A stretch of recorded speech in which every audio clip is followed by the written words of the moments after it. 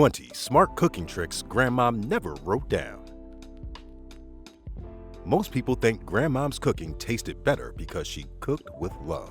But that is only part of the story. Behind those unforgettable meals were clever tricks, hidden shortcuts, and bits of kitchen science that only a few knew about. Today, we pull back the curtain on 20 of these smart cooking tricks that Grandmom never wrote down. A pinch of salt in the coffee pot. Today, every morning starts the same way. Coffee into the pot, water follows, and in no time, you have your coffee. Grandmom took an entirely different route. Before she placed a Corningware percolator onto the stove, she dropped a tiny pinch of salt into the grounds. Coffee contains bitter compounds that can overpower its natural character, and that's where salt comes in. A small amount helps suppress that bitterness, allowing sweeter and more aromatic notes to come forward. The surprising part is that you never taste the salt, but you notice that the sharp edge has faded and the cup now feels smoother. The trick is so effective that even inexpensive coffee gains a richer profile. That little lesson opened the door to another forgotten kitchen rescue. This time, leftover cake and yesterday's coffee gained a new lease of life unexpectedly. Stale cake soaked in hot coffee. What would you do with a 2-day-old cake that's already rock hard? Chances are, you would trash it. For Grandma, that was never an option. She poured hot, strong coffee over a dried slice of sponge cake or cornbread and let it absorb every drop. The coffee's edge made the cake feel fresher and sometimes even sweeter than it tasted originally. What catches many people off guard is that the popular Italian dessert tiramisu did not appear until the late 1960s in Treviso, Italy. Yet decades earlier, Grandma was already doing this in American kitchens. It was clear that zero waste was not a trend, but a way of life. And that same mindset was seen in what she did with the crushed cereal at the bottom of the box. Cereal crumbs as a crispy coating. In a 1970s kitchen, the bottom of the cereal box was never thrown away. That was part of dinner. Many people went for breadcrumbs when preparing chicken or pork, but Grandmom had another plan. She took the cornflakes at the bottom of the cereal box, crushed them, mixed in a few seasonings, pressed them onto the meat, and put the meat into the oven. Cornflakes create a rough, flaky coating that stays crisp longer than many traditional breadings. Many seasoned chefs also resort to them because their structure produces a crunch that standard breadcrumbs struggle to match. However, the biggest advantage for Grandmom is that nothing went to waste. Yet, the crispiest discovery in Grandma's kitchen came from a small can she often placed beside the flour that changed the texture of food through pure kitchen science. Baking powder for crispy chicken skin. A box of Clabber Girl baking powder costing 29 cents is all Grandmom needed to produce the crispiest chicken in the neighborhood. She achieved that by mixing it with salt and pepper, rubbing it across every inch of the raw bird, and letting it rest before the oven. This technique was hinged on the fact that baking powder is alkaline. So when it contacts chicken skin, it raises the skin pH, breaks down the surface proteins, and triggers carbon dioxide bubbles that blisters the skin from the inside out. That way, the browning process responsible for flavor accelerates. The fat also renders faster, making the skin turn paper thin, golden, and crackling. She found a way to perfect the skin, but other meat meals needed their own magic, one that started with something most people reserve for salad dressing. Vinegar to tenderize tough meat. A cheap cut of beef can be a stubborn thing, lots of flavors, and too much chew. That problem showed up on dinner tables for generations.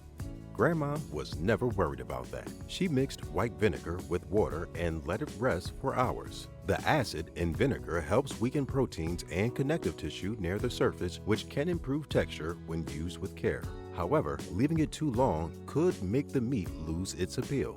That balance was the trick. After it was soaked and cooked, tough shoulder cuts began to feel far more tender than their price suggested. The surprising part here is that the solution came from one of the least expensive items in the kitchen. And that same talent for turning ordinary ingredients into unexpected results appeared again at summer cookouts. This time, that secret was inside every burger she ever grilled. The ice cube inside the burger patty. Before she placed each burger patty on the Weber grill, she pressed a small cube into the center and sealed the meat around it. You see, high heat drives moisture outward and evaporates the burger off the surface fast. The ice cube fights that process from the inside. As it melts, it releases moisture into the surrounding meat fibers rather than letting them cook dry. That way, the center stays cooler, the cooking stays even, and the patty comes off the grill tender all the way through. This trick was so effective that Master Chef Judge Graham Elliott performed it several times on national television years later. But Grandmom did not stop at that, and that was seen in what she stirred into her scrambled eggs every single morning. Mayonnaise in scrambled eggs. A jar of Hellmann's in the 1960s went for about 40 cents. Most people spread it on bread and called it a day.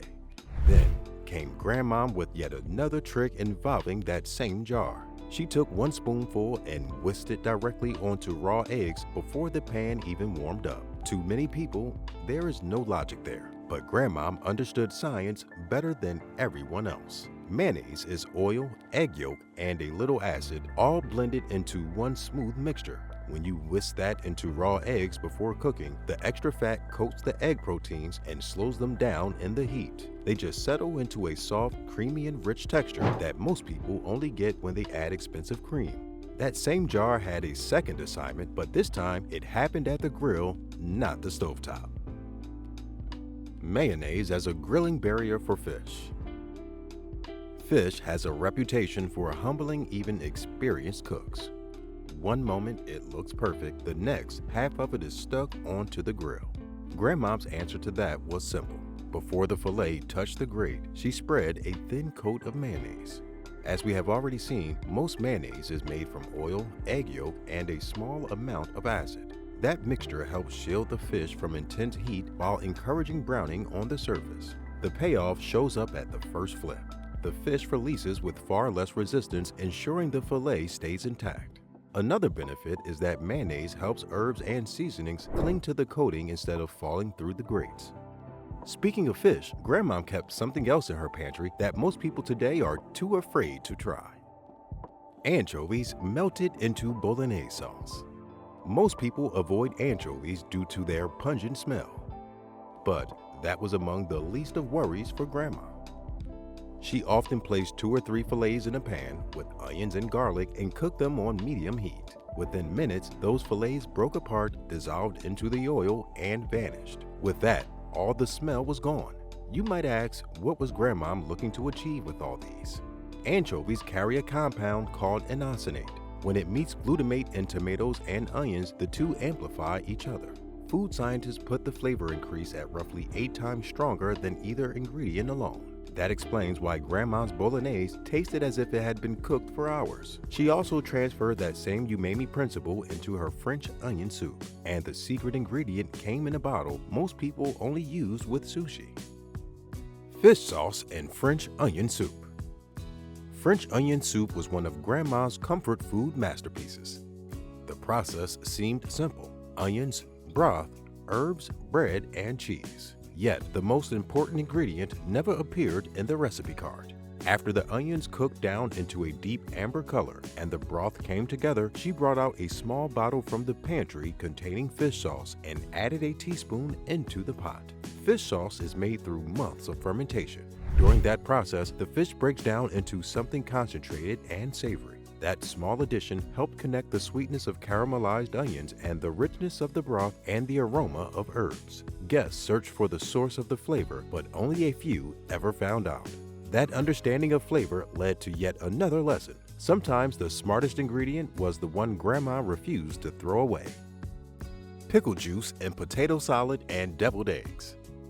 To many people, the brine was useless after they finished the pickles, yet someone saw what no one else could see. You guessed it right, Grandma. The brine that everyone else poured down the drain was rich with garlic, dill, vinegar, and salt. She often poured it over warm potatoes the moment she took them out of the pot, and that's because hot potatoes are porous. When the starch opens up, any liquid that hits them gets pulled deep into the center. Pickle brine could go in layered and stay that way all the way through. She did the same with deviled eggs. Here, she put a spoonful into the mashed yolks, which was enough to do what plain vinegar could never: depth with no sharp edges.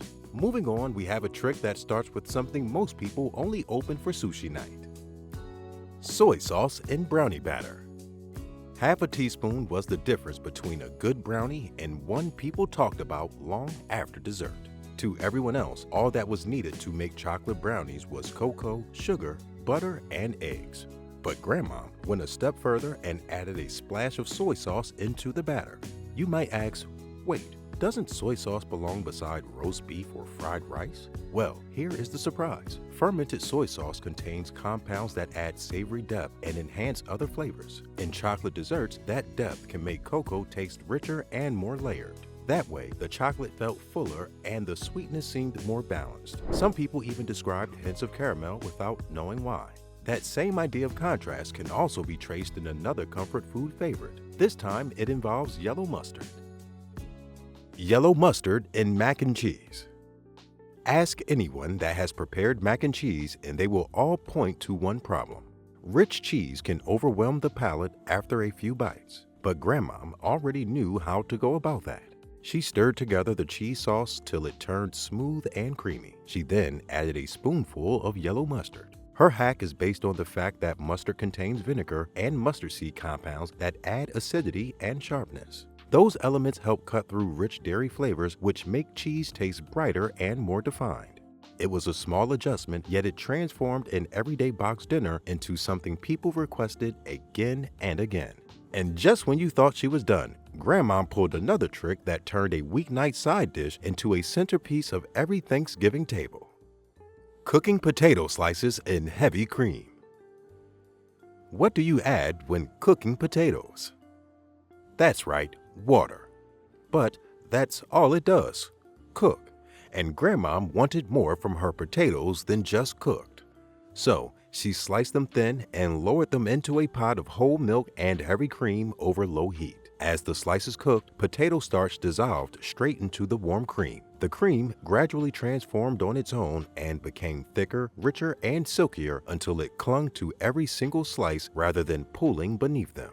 French chefs call this technique gratin dauphinoise. It originated in southeastern France and has been considered a hallmark of classical cooking for centuries. No ingredient takes center stage in this next trick. In fact, it is not food at all. Yet, it played a major role in one of Grandma's most requested dishes: foil covering lasagna, then removing it at the end. When cooking lasagna, the noodles needed time to soften and the cheese needed protection from the oven's heat. Getting either one wrong left cooks with something else that was far from lasagna. Grandma solved both problems with a sheet of aluminum foil. She did so by covering the baking dish before placing it on the oven. That simple barrier trapped moisture released from the sauce and cheese. The heat circulated through the pan, helping the pasta cook without drying the surface. Modern home cooks have also adopted this method because foil reduces moisture loss during baking. The real payoff arrived near the end when she removed the foil in the final stretch. That exposed the top layer to direct heat. Within minutes, the cheese took on a golden color and a light crust. That balance between tenderness and crunch also formed the basis of the next trick. But here, there was an ingredient from, get this, a liquor cabinet: vodka in pie dough. The best pie crust at church suppers held their shape, cracked with a fork, and scattered delicate flakes across the plate. Everyone credited the baker, but only Grandma knew the chemistry behind it all. She mixed her dough with cold water and one unexpected companion: vodka. It sounds weird and perhaps a bit naughty of Grandma. Flour develops gluten when combined with water, which can leave pastry tough. Vodka provides moisture for handling the dough, yet contributes far less to gluten formation. And that's because alcohol does not interact with flour proteins the same way water does. In case you are wondering, the alcohol cooked off, leaving no trace of flavor. What remained was a crust with remarkable tenderness and layers that separated with ease. Safe to say, no one got drunk against their wish. But there is one cake that created an even bigger reaction, and it owed its reputation to a technique borrowed from the stovetop: boiling the batter. The stovetop chocolate cake method. Anyone peeking into Grandma's kitchen at the wrong moment might have thought dessert was headed for trouble after seeing cocoa, butter, and sugar bubbling away in a pot. But Grandma knew warming cocoa helps release flavor compounds that remains locked away in dry powder. There was another twist to this story where she also added a splash of hot coffee into the mixture. It sounds strange until you learn that coffee contains compounds that can enhance the perception of chocolate flavor without making the dessert taste like coffee. That explains why the crumb always felt dense without feeling heavy. The chocolate carried more intensity while the texture bordered on fudge. And that was just one of many ways coffee appeared in Grandma's kitchen. However, its most surprising role happened before brewing ever began, involving eggshells, a percolator, and a trick you will never find in any cookbook. Crushed eggshells added to the coffee pot. Grandma always saved the eggshells from breakfast, crushed them into small pieces, and added them to the percolator with the coffee grounds before brewing began. And that's because coffee sits at a pH of around 5 on the acidity scale. That makes it sharp enough that cheaper beans can taste harsh and difficult to finish. Eggshells, on the other side, mainly contain calcium carbonate, a natural alkaline material. So when hot water moves through both the grounds and the shells together, the calcium carbonate binds with the acids in the brew and pulls them out before they reach the cup. The coffee doesn't taste like eggshells. It simply tastes smoother and like a more expensive bean than what it actually cost. Next, the freezer bag on the top shelf held her next trick, one that turned a week's worth of scraps into a meal you would gladly fork out some money for. Vegetable scrap stock from the freezer bag. Throughout the week, Grandma never discarded carrot peels, onion ends, celery tops, parsley stems, and leftover bones. She kept on piling them into a freezer bag. Food budgets had limits, therefore every ingredient needed to earn its keep. Once that bag filled up, she emptied it into a stock pot and covered everything with water. What followed was an hour of gentle simmering that transformed odds and ends into a hearty meal. Due to the various contents of these bags, no two batches ever matched. One leaned sweet from carrots, while another carried deeper notes from onion skins and herbs. Each pot told the story of that week's meals. And in true sense of zero waste, one simple ingredient turned a thin broth into pure comfort. Cracking an egg directly into soup. One egg was all Grandma needed to ensure everyone went to bed full. She would crack it into a bowl, whisk it smooth, and pour it in a slow and thin stream into the simmering broth while stirring. On hitting the pan, the egg transformed into soft ribbons suspended throughout the pot. The broth got thicker and the entire family ate. This same method traces back to the Han Dynasty in China over 2,000 years ago. During the Great Depression, it spread across American kitchens for the same reason it always had. One egg could stretch a pot further than anything else in the pantry. These tricks by Grandma prove that ingenuity beats equipment every single time. Remember to subscribe to the channel so you don't miss any updates from us.